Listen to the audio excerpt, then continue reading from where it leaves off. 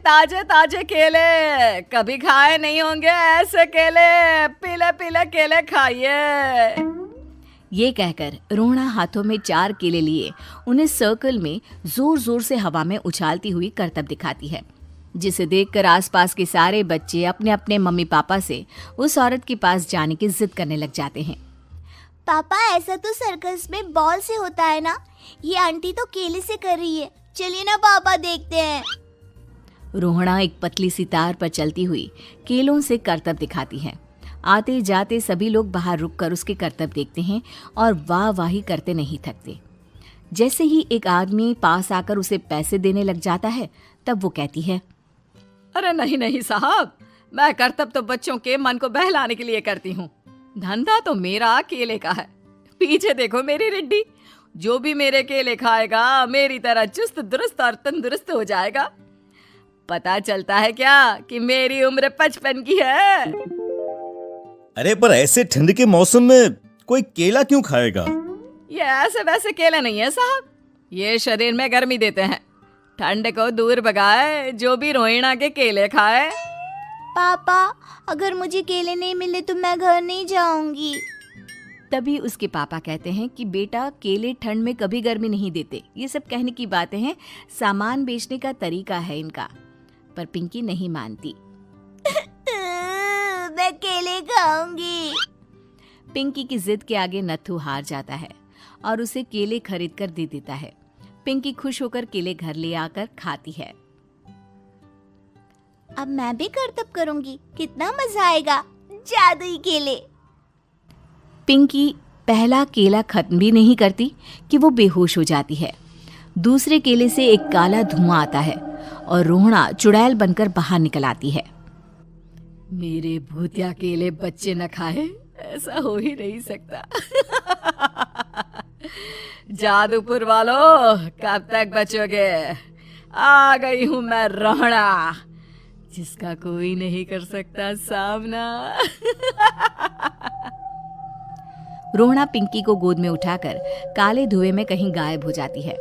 शाम के वक्त नत्थू घर लौटता है और पिंकी को घर में ना पाकर उसकी माँ से कहता है, माँ पिंकी कहाँ है?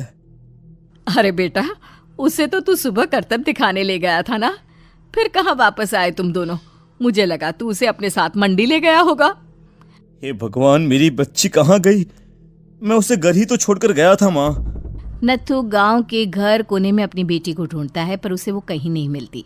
परेशान होकर आखिर रो रो कर नत्थू हिम्मत हार कर घर लौट आता है। अगली सुबह रोहना फिर से करतब दिखाने आती है और इस बार पिंकी की तरह रोनी केले खरीद लेता है। 50 रुपए दिए थे पापा ने, सारे पैसों की मैंने केले खरीद लिए हैं। अब मैं भी आंटी की तरह ही करतबबाज बन जाऊंगा। यही सोचते हुए रोनी केले खाता है और पहला अकेला केला आधा खत्म भी नहीं करता कि चुड़ैल उसके सामने आ जाती है। मेरे साथ चलने का समय आ गया है रोनी। ये तो बस शुरुआत है, अब इस गांव के सारे बच्चे धीरे धीरे मेरे कब्जे में होंगे, एक बच्चा भी नहीं बचेगा। ये कहकर रोनी को गोद में लेकर काले धुएं में अदृश्य हो जाती है। इसके बाद हर रोज गांव में से कोई ना कोई बच्चा गायब होता, पर ऐसा क्यों हो रहा है किसी को भी समझ में नहीं आ पा रहा था। रोज की तरह अपनी बेटी पिंकी की तलाश में नत्थू गांव के एक तालाब के पास बैठा रो रहा था। कहाँ गई मेरी पिंकी? शकुंतला के जाने के बाद एक वही तो मेरा सहारा थी।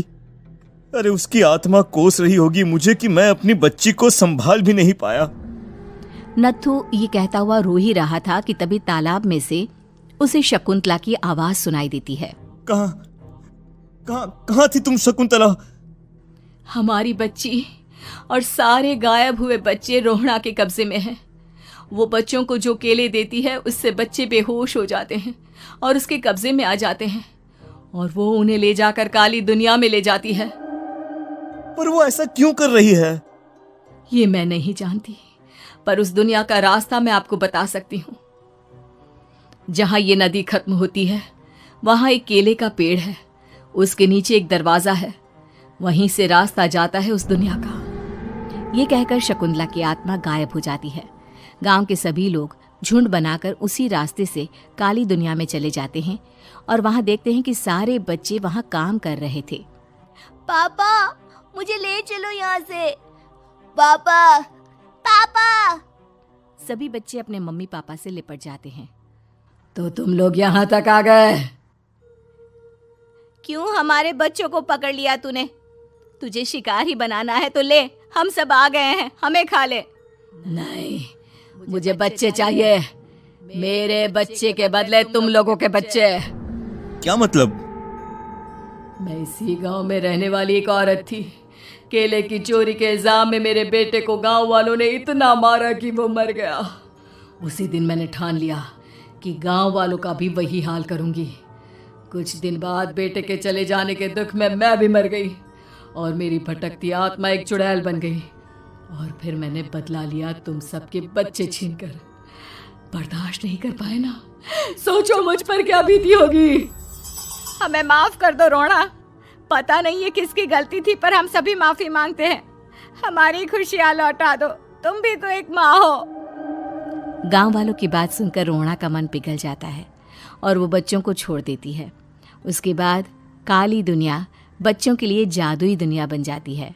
अब कोई भी कभी भी वहां आ जा सकता था।